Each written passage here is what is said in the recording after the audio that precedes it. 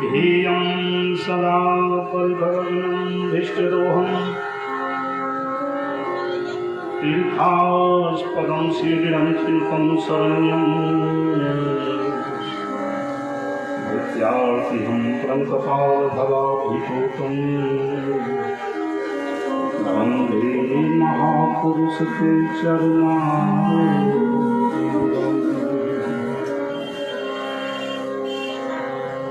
वंशी विभूषितकरानवनीरदाभात् पीताम्बरादरुणबिम्बफलाधरुष्ठात् पूर्णेन्दुसुन्दरमुखादरविन्दनेत्रात् कृष्णात् परं किमपि तत्त्वमहं न जाने। नारायणं नमस्कृत्यं नरं चैव नरोत्तमं देवीं सरस्वतीं व्यासं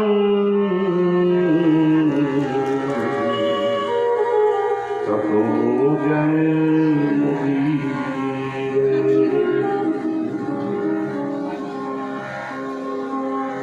यत्र यत्र रघुनाथकीर्तनं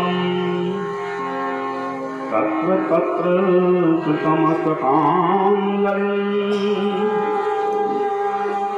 बाष्पवारि परिपूर्णलोचनं मारुतिं नमत राक्षसान्तकम् अनाथापुंगर्भागिनी कौन तपस्या तीन लोक तारण करना सो तेरो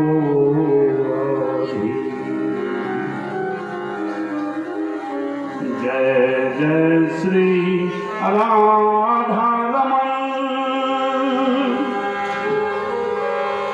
जय जय नवल किशोर जय गोपी चित चोर प्रभु जय जय माखन चोर जय चेतन जगदीप जत सकल राम ने राम बंदों के पद कमल सदा जोड़ी जुग पान।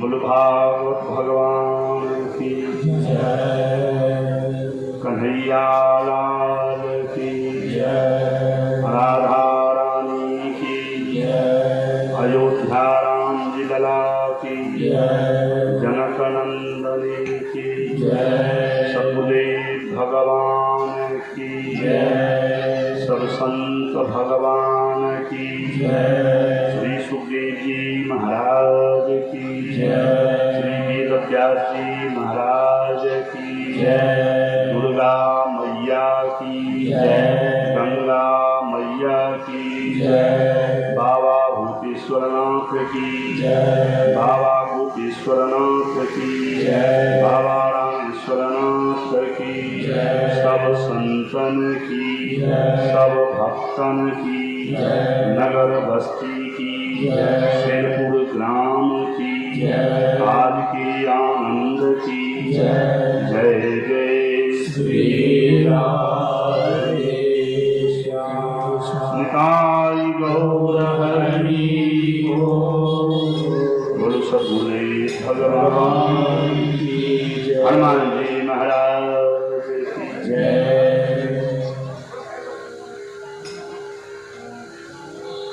परम मंगल में परम श्रद्धास्पद पूज्य चरण वैष्णव जन, भगवान के अनुग्रह विग्रह सभी भक्तजन, भगवत चरण कमलानुरागी बंधुओं, सत्य स्वरूपा माताएं, आप तमाम भक्त वृंद के चरणों में मेरा कोटि कोटि प्रणाम। परम मंगलमय भगवत स्वरूप श्रीमद् भागवत महापुराण अंतर्गत आज हम लोग तीसरे दिन में अवगाहन करेंगे। उसके पूर्व कथा प्रारंभ हो, इसके पूर्व भगवान नाम कीर्तन परम आवश्यक होता है। एक संत से एक आदमी के कहने के लिए गया कि महाराज, हम बड़े दुखी हैं, सुखी कैसे हो? संत ने कहा, यह संसार दुखालय है और इस दुखालय में सुख की खोज करते हो। ऐसे तो भगवान गीता में भी बोले कि संसार अशाश्वतम दुखालय, ये अशाश्वत है, दुखालय है, लेकिन इस दुखालय में सुख की खोज, इसका एक ही उपाय है। वो संत बड़ी मस्ती में कहा करते कि इस दुखालय में आराम तो हराम है, लेकिन तुम आराम खोजता है तो आराम पाने का एक ही उपाय है। आराम की तलब है तो बस एक काम कर, आराम की तलब है तो बस एक काम कर, आ राम की शरण में और राम राम कर। आराम पाने का संसार में मात्र यही एक उपाय है। इस भवसागर से पार होने का। तो आइए हम लोग कथा सुधा का रसास्वादन करें। उसके पूर्व भगवान नाम कीर्तन बड़ी मस्ती के साथ हम लोग करेंगे। हरे कृष्णा हरे कृष्णा कृष्णा कृष्णा हरे हरे हरे राम हरे राम राम राम हरे हरे हरे कृष्णा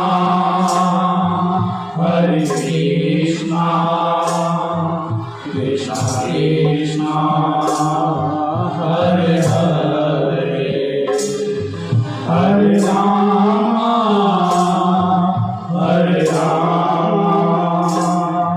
राम राम हरे हरे हरे कृष्णा कृष्णा कृष्णा हरे हरे हरे राम हरे राम राम राम हरे हरे हरे कृष्णा कृष्णा कृष्णा हरे हरे हरे राम राम राम हरे हरे तपस्विनो दानपराय यशस्विनो मनस्विनो मंत्रविदः सुमंगला क्षेमं न विन्दन्ति विनाय दर्पणम्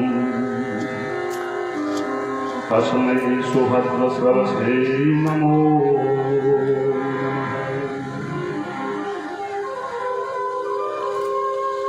मंगलमय भगवत स्वरूप श्रीमद् भागवत कथा के अंतर्गत कल के प्रसंग में आपने श्रवण किया था कि महाराज परीक्षित श्री शुक्राचार्य जी से सृष्टि विषयक प्रश्न किए कि प्रभु आप ये बताइए कि भगवान ने यह जो सृष्टि किया वह किस चीज से किया और कैसे किया।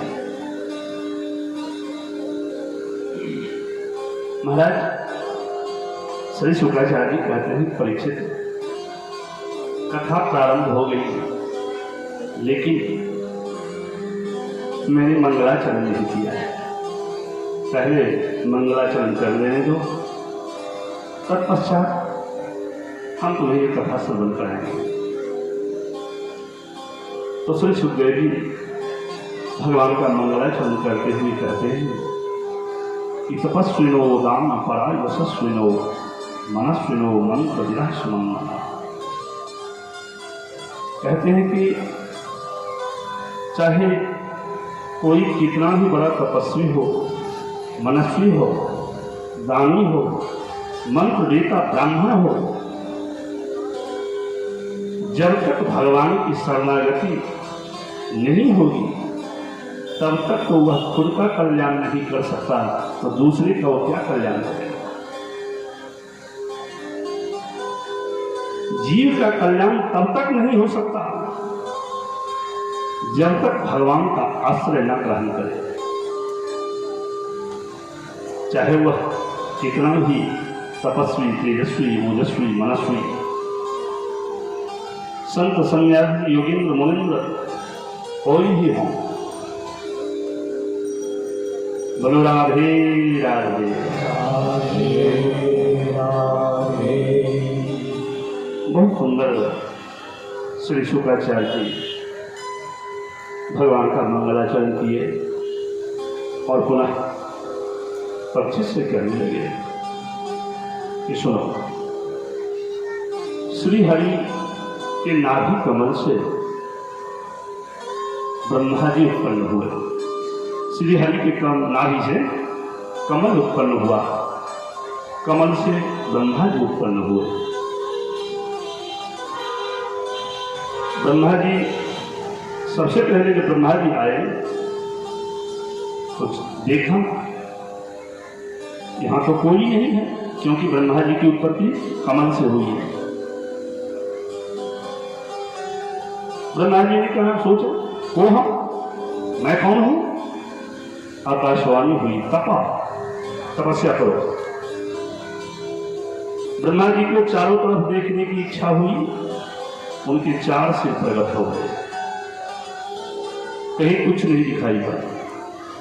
तपस्या करने लगे, भगवान प्रकट हो गए। भगवान प्रकट हुए, ब्रह्मा जी को चतुर्श्लोकी भागवत का उपदेश किया। भगवान कहते हैं कि ब्रह्मा जी सुनो, हम तुम्हें अपने स्वरूप का ज्ञान दे रहे हैं। अहमेवास्मि नान्यद् सत् परम् पश्चादहं यदि तच्च यो शिष्येत सोऽस्म्यहम्। अरिते अर्थं यत् प्रतीतं न प्रतीत जानमनि तद्विद्यादात्मनो मायां यथा भासो यथा तमः यथा महान्ति भूतानि भूतेषु चावचेषु प्रविष्टान्यप्रविष्टानि तथा ते स्नाते स्वहम्। एतावदेव जिज्ञास्यन् तत्त्वजिज्ञासुनात्मनः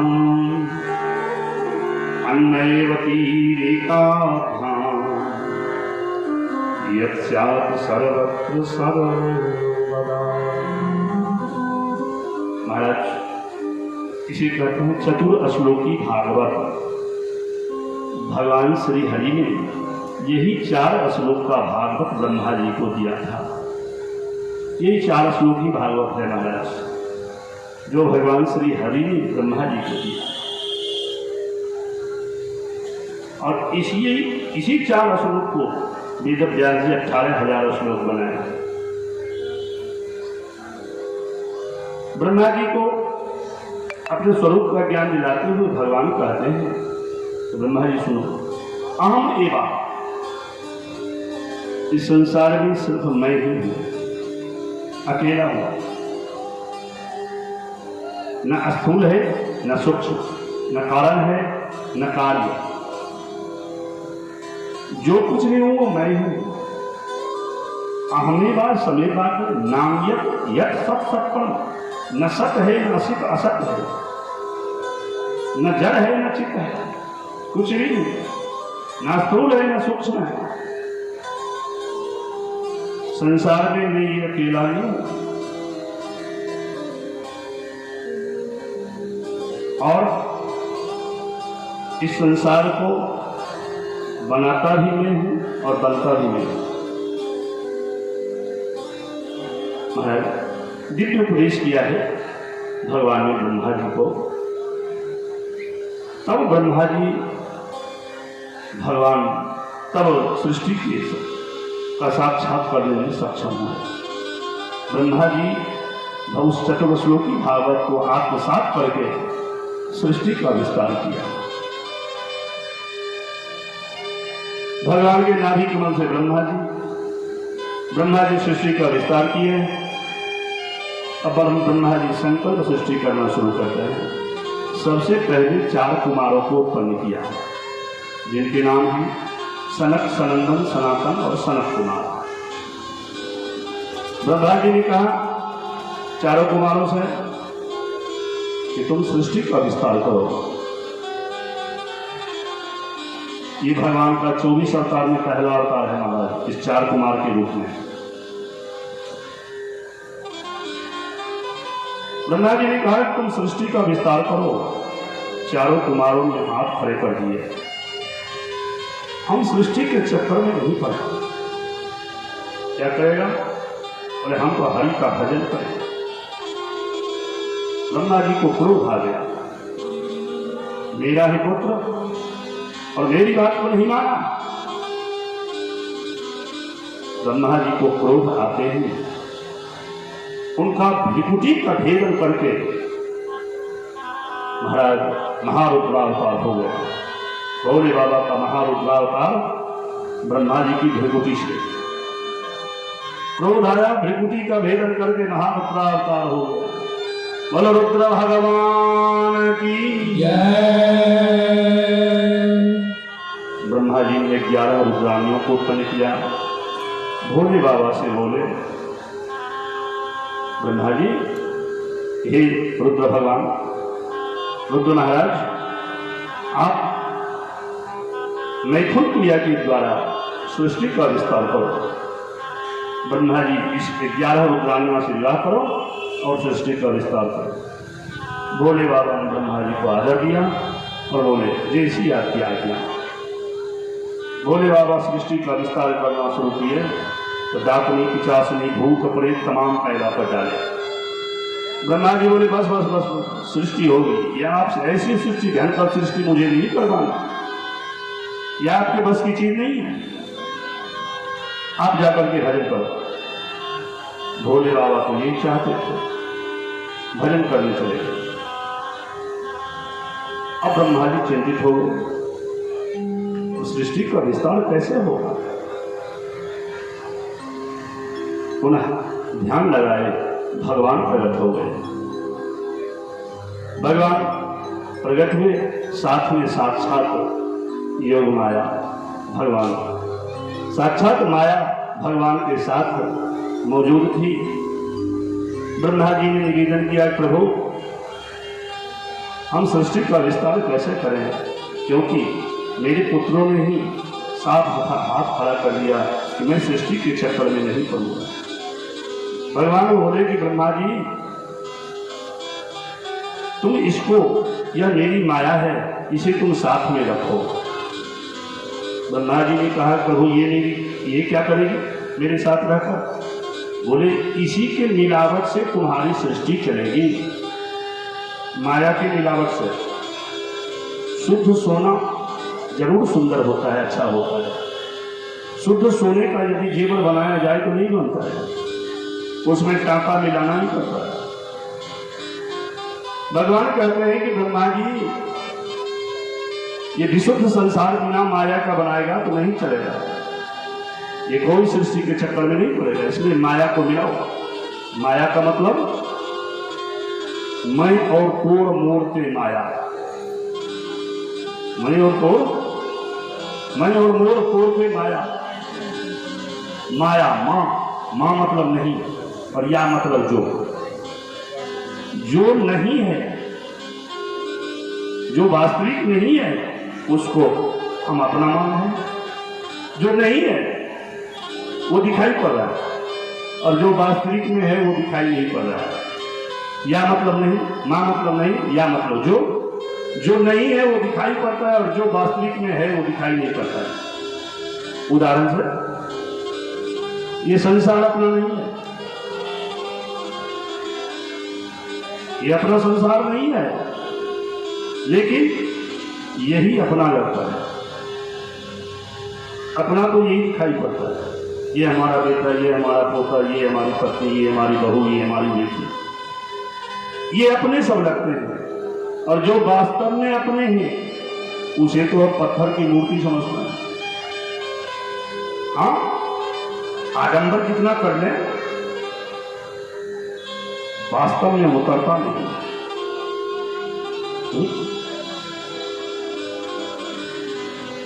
खूब गीत गाते हैं। एक सज्जन तो भगवान के सामने आरती कर रहे थे और कह रहे थे ओम जय जगदीश हरे, ओम जय जगदीश तेरा तुझको अर्पण क्या लागे मेरा। कह रहे हैं हरि व्यापक सर्वत्र समान, भगवान सब जगह व्याप्त है सब। इतने कह रहे थे इतने ने कुत्ता घुसाया, अब कुत्ता आया, आरती की थाली ये रखी, कुत्ता का टांग तोड़ दिया। महाराज हरि व्यापक सर्वत्र समाना, भगवान जब सब जगह व्याप्त हैं तो क्या उस कुत्ते में व्याप्त नहीं है जिसका आपने पैर तोड़ दिया?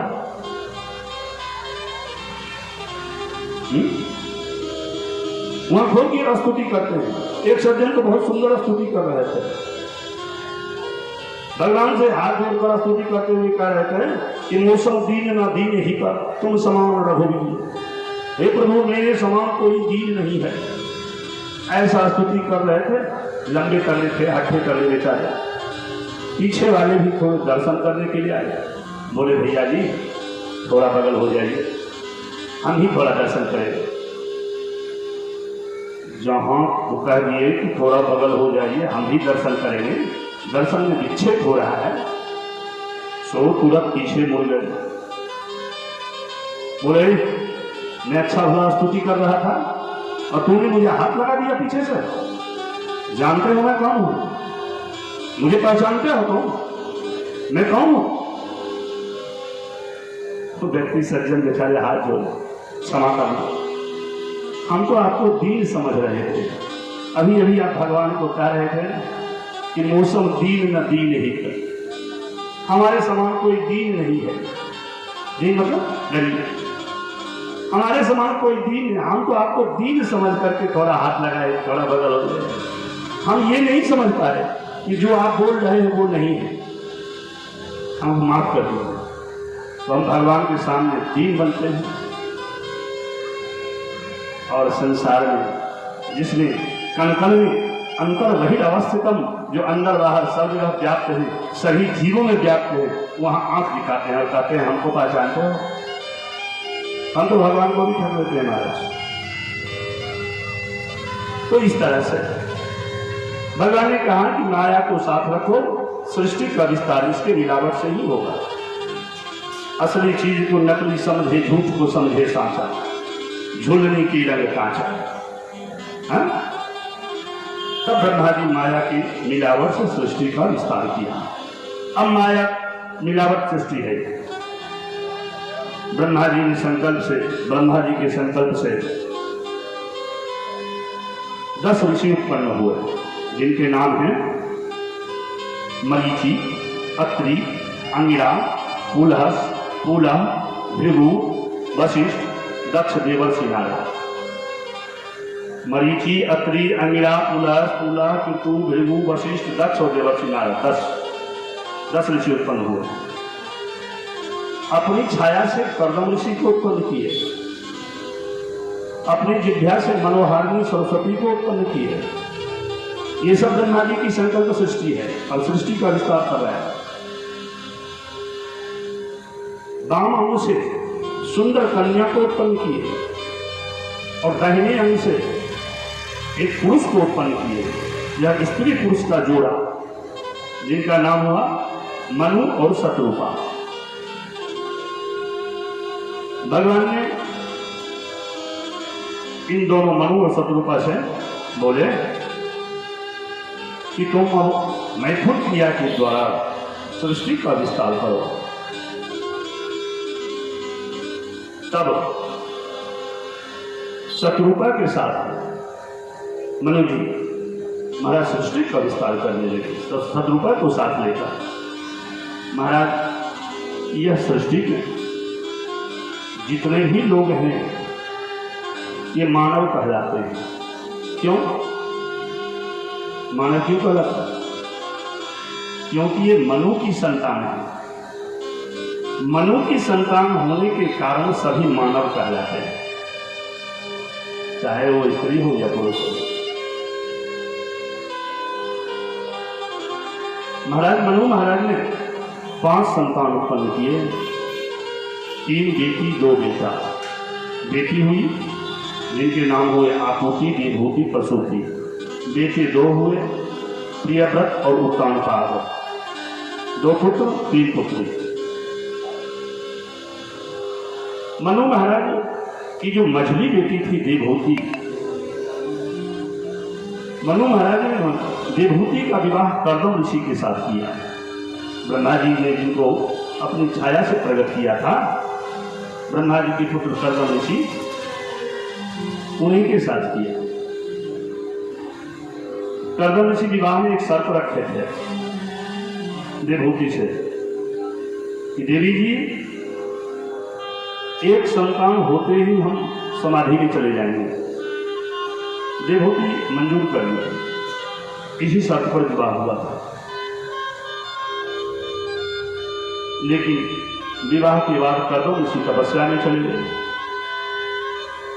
देवहूति अपने स्वामी जी की सेवा करती रही, एकदम निस्वार्थ।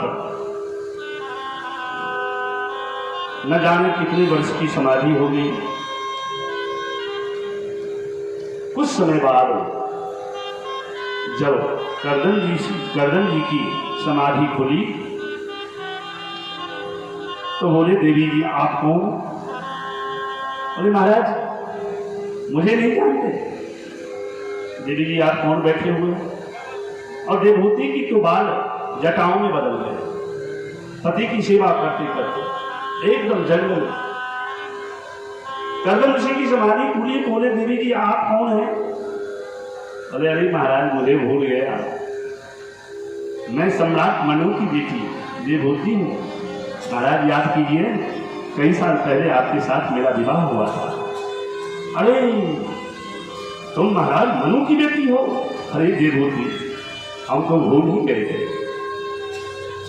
क्या करें, विवाह के बाद समाधि लग गई। लेकिन तुष्टो मद्द तव मान विमान दाया शुश्रूषया परमया परया भक्त्यां योगी नाम मति सुहित स्वदेहो नावे कृतम समुचित सपितुम।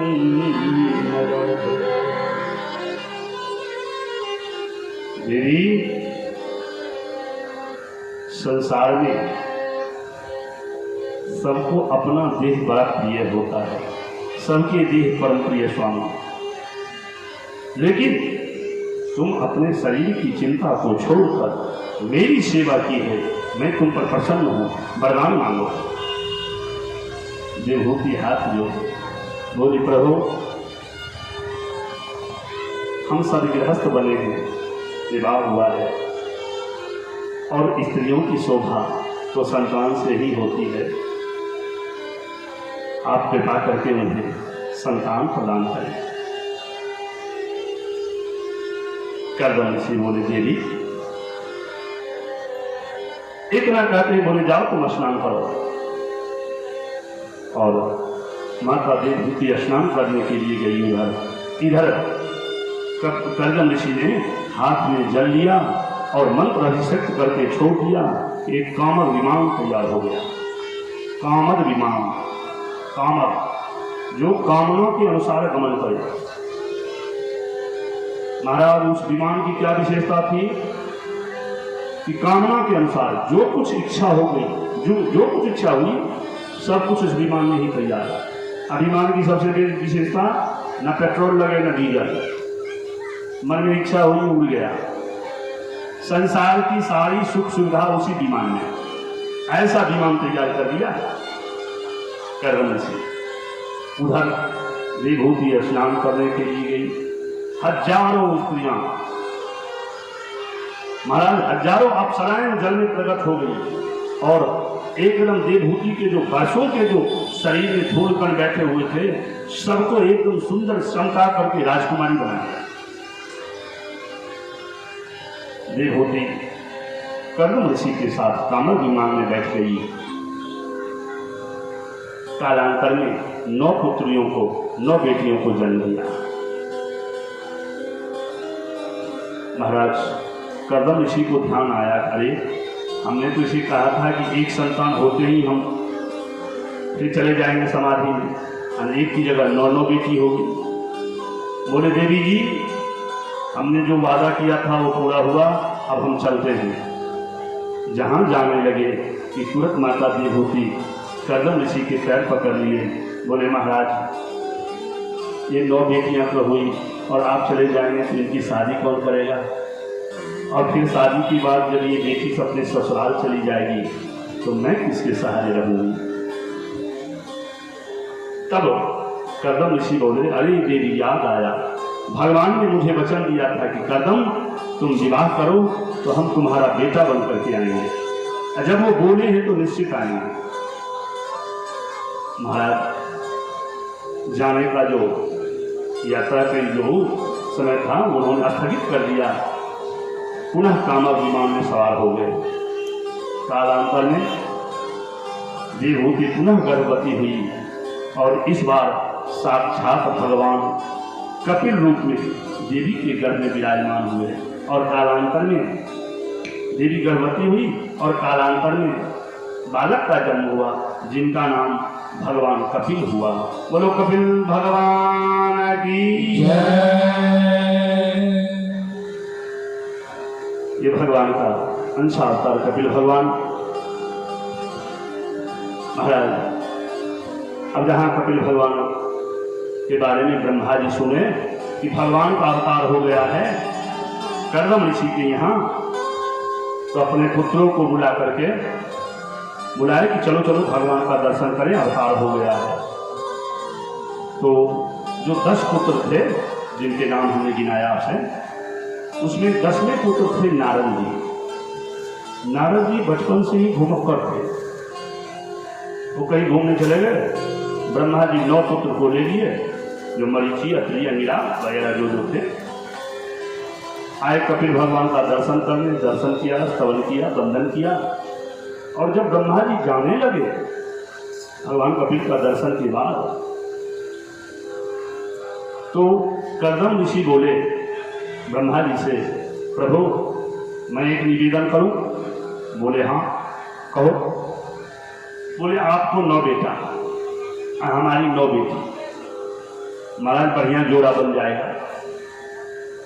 आपको भी तो बेटा का विवाह करना है, हमको भी बेटी का विवाह करना है, तो ना आपको भटकना पड़ेगा ना हमको। ब्रह्मा जी बोले सुबह से शीघ्र जल्दी करो। तो महाराज ब्रह्मा जी के 9 पुत्र और कर्दम जी की 9 बेटी, सबका विवाह हो गया। बड़ी बेटी थी कला देवी, कर्दम जी की बड़ी बेटी कला देवी। कला देवी का विवाह मरीचि मुनि के साथ हुआ। दूसरी थी अनुसुईया, जिसका विवाह अत्रि मुनि के साथ हुआ। तीसरी थी ख्याति महाराज, तीसरी थी अरुंधति, जिसका विवाह वशिष्ठ मुनि के साथ हुआ। चौथी थी हबिलभू महाराज। इस तरह से 9 बेटी का विवाह 9 बेटी के साथ कर दिया। अब कर्दम ऋषि बोले कि देवी, बेटी का विवाह हो गया, अब बेटी ससुराल भी चली गई, घर में बेटा भी आ गया, अब हम चलते हैं भजन में। तो इस बार विभूति नहीं रोकी और कर्दम ऋषि सीधा तपस्या करने के लिए चल दिए। अब घर में 2 सदस्य, माता देवभूति और भगवान कपिल। बहुत छोटे से बच्चे थे, बालक थे भगवान कपिल। माता देवभूति तो जानती थी इस बात को, या पुत्र के रूप में और दूसरा कोई नहीं, साक्षात श्री हरि ही है। कर्दम ऋषि बता के गए थे। एक दिन सुंदर श्रृंगार कर ली कपिल भगवान को और सिंहासन पर बैठाई, और सिंहासन पर बैठा करके माता देवभूति हाथ जोड़ती हैं और कहते हैं कि प्रभु, मैं अपने पुत्र को हाथ नहीं जोड़ रही हूँ। तब उस परम पुरुष को निर्विन्ना निकराम भूमन असतीन्द्रिय कर्षणात् येन संभाव्यमानेन प्रपन्नाहं तमप्रभो। यही से कपिल विभूति संवाद 8 अध्याय में कपिल देवभूति हमारी 8 अध्याय में है। माता देवभूति कहते हैं कि प्रभु, संसार में जितना सुख होगा, संसार की स्त्रियां शायद उतने सुख का कल्पना भी नहीं कर सकती जितना मैंने भोगा है। लेकिन अभी भी मन अतृप्त है, असंतुष्ट है, अपूर्ण है। मायके में सम्राट मनु की बेटी, ससुराल में कर्दम जैसे महात्मा की पत्नी, कामत विमान में जिंदगी बिताया, लेकिन फिर भी मन अतृप्त है, अपूर्ण है। ये पूर्ण हो तो कैसे हो? कपिल भगवान बोले, माता, आज तक तुम जुड़ी है, संसार के वस्तु से जुड़ी है, संसार की वस्तुओं का तुम उपयोग की है, और संसार के सभी वस्तु अपूर्ण है, पूर्णता है ही नहीं। भोजन पा लिया, सुबह फिर खा लिया, विषयों में पूर्णता नहीं। चाहे जितना विषय भोग खाओ, कभी तृप्त होने वाली नहीं। आग में जितना घी देंगे उतना भड़केगा। संसार में किसी भी वस्तु में पूर्णता नहीं है। और माता, संसार की सभी वस्तु अपूर्ण, और तुम अपूर्ण से ही जुड़ी है। तो अपूर्ण से जुड़ी है और पूर्ण की बात करती है। पूर्णता कैसे मिले तुम? अरे पूर्ण से जुड़ो तो पूर्णता मिले। माता विभूति कहती है कि बेटा, तो फिर संसार में यह पूर्ण कौन है? कपिल भगवान कहते हैं, माता सुनो, पूर्ण एक ही है। कौन? पूर्णमिदः पूर्णमदः पूर्णमिदं पूर्णात् पूर्णमुदच्यते पूर्णस्य पूर्णमादाय पूर्णमेवावशिष्यते। पूर्ण अगर कोई है वह एक ही परमात्मा पूर्ण है, दूसरा कोई पूर्ण नहीं है। परमात्मा से जुड़ो, उस पूर्ण से जुड़ो तो पूर्णता मिले, अपूर्ण से जुड़ करके पूर्णता खोजती है। माता विभूति बोली, प्रभु ये पूर्ण यदि परमात्मा है तो परमात्मा को कहां ढूंढे, कैसे ढूंढे? कोई रास्ता तो बताओ। कपिल भगवान कहते हैं कि माता सुनो, उस पूर्ण परमात्मा से मिलने का एक उपाय है, क्या? संत से जुड़ो।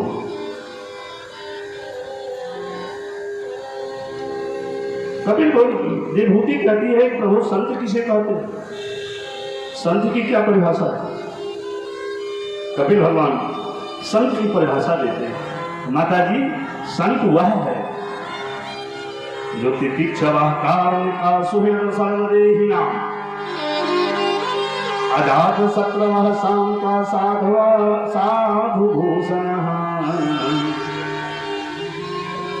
तितिक्षव कारुणिका सुहृद सर्वदेहिना अजात शत्रवः शांता साधु भूषण।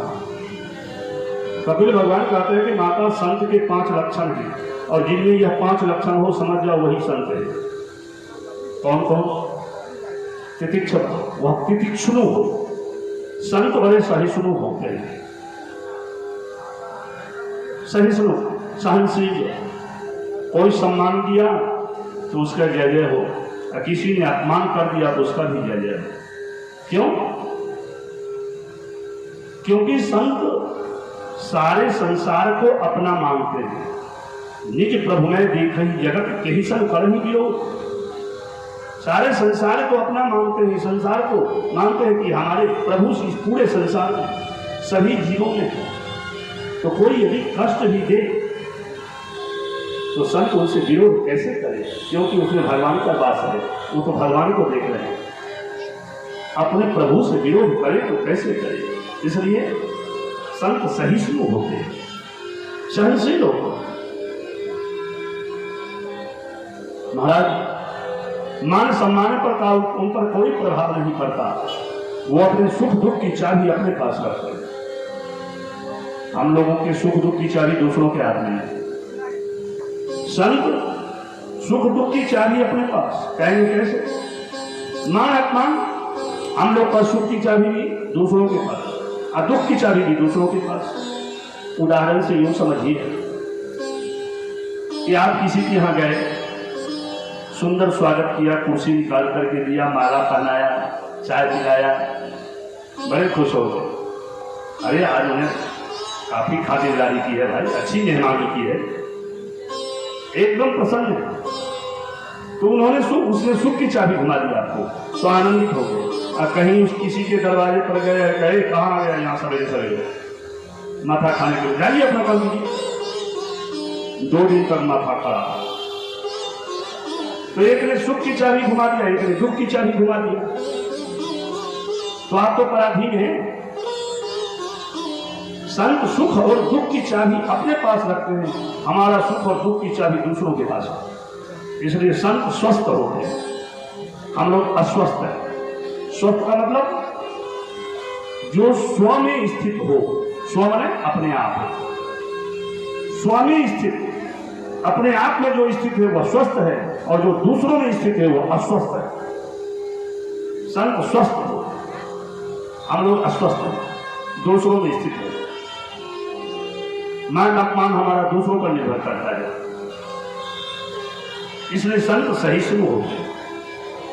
तितिक्षवा, संत का हृदय करुणा में होता है। दूसरा कारुणिका, करुणा में होता है। तितिक्षवा का सहर्ष सर्वदेही नाम, सभी देहधारियों में भगवान की भगवत्ता का ही अवलोकन करते हैं। अजात शत्रु, जिनका कोई शत्रु नहीं होता। संत को कोई शत्रु मान ले तो माने, लेकिन संत किसी को शत्रु नहीं मानते, क्योंकि सभी अपने हैं।